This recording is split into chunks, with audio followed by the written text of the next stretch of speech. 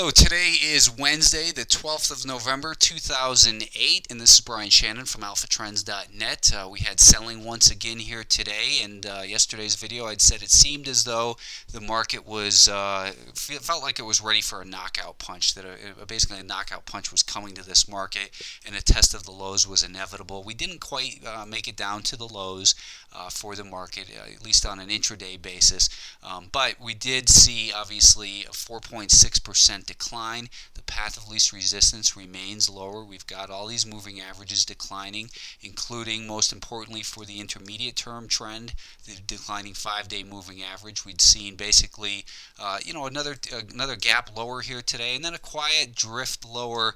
But this afternoon, when it became apparent once again that the government isn't going to be able to do anything to change the trends of this market with their short-term fixes or their short-term proposals of longer-term plans, it's just going to take time for these markets to heal, and there's nothing in here that's indicative that we're anywhere near a bottom. We may end up, finding support down here once again, and making that area be where the eventual bottom is found.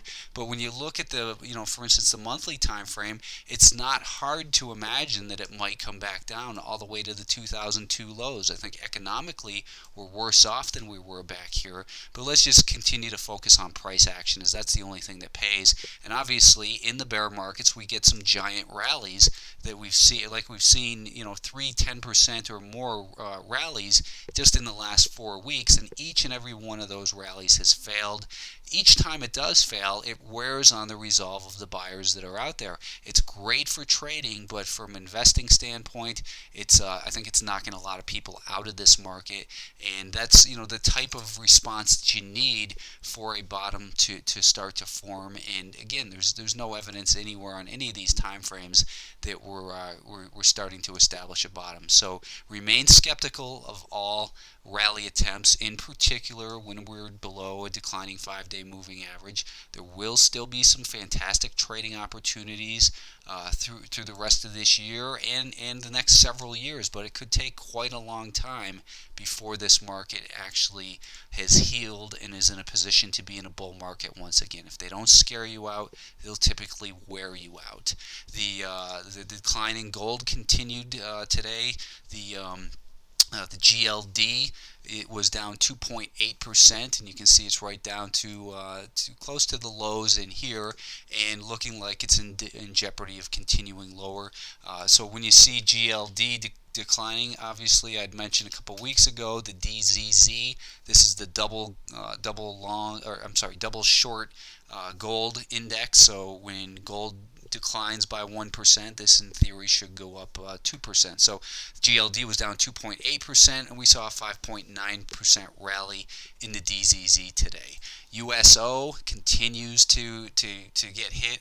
Oil is at new lows once again, and the ETF, or they call it an ETN for some reason in here for oil. This is the double inverse oil, is DTO. I'm not suggesting that you would purchase that here, but just to make you aware that there are ways to take advantage if you're just a long only player or someone who's restricted to trading only in their IRA and that sort of thing.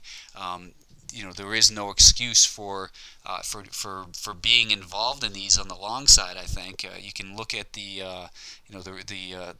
reasons that people say, buy and hold and that sort of thing, but they've obviously gone out the window as our markets have turned into a giant leveraged casino here over the last decade or so. The Russell 2000 getting much closer to the lows in here as well, down at $45.56.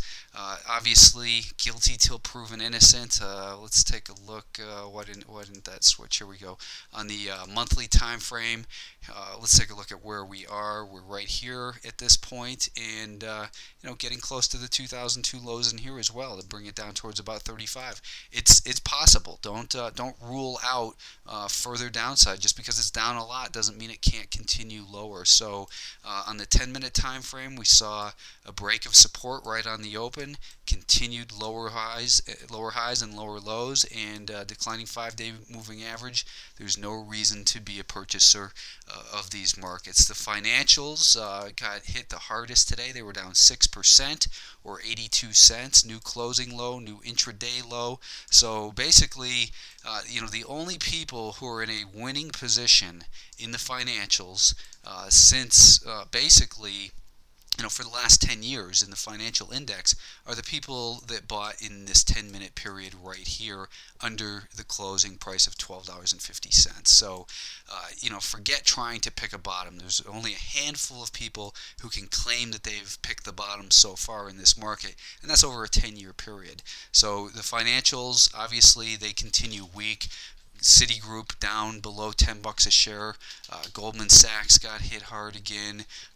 Not a financial, but Google is under $300 a share now. A lot of people were looking for that $300 level to hold, but realistically, we're seeing lower highs and then a break of support in here, and you've got to expect the trend will continue lower.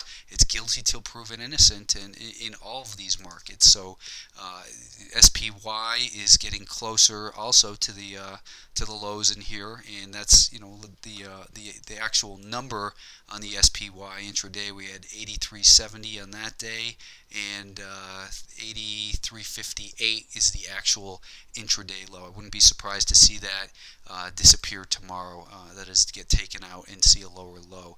The lows for 2002. Let's take a look in there. We'll just go, first of all, draw a horizontal trend line straight across, and these levels are still, I think, within reason. $77. So $77. Here we are, 85.73. It still looks reasonable that we could go test those lows. Maybe that's where we see this real capitulation, but we still haven't seen that complete give up, and it seems as though we keep getting closer and closer to it. Hopefully this market, if it gaps significantly lower tomorrow, it won't rally initially, or if it does rally, that will go down and take out the lows from the morning and trade some massive volume and turn this thing around. But it continues to remain very, very dangerous, and if you're going to try to trade any type of bounce, remember that it should be only a trade. It should be lower share size. Don't try and get aggressive and go in with massive size and try and make a big score and earn back any losses that you've had, or try to press your bets. You have to manage risk, number one, always.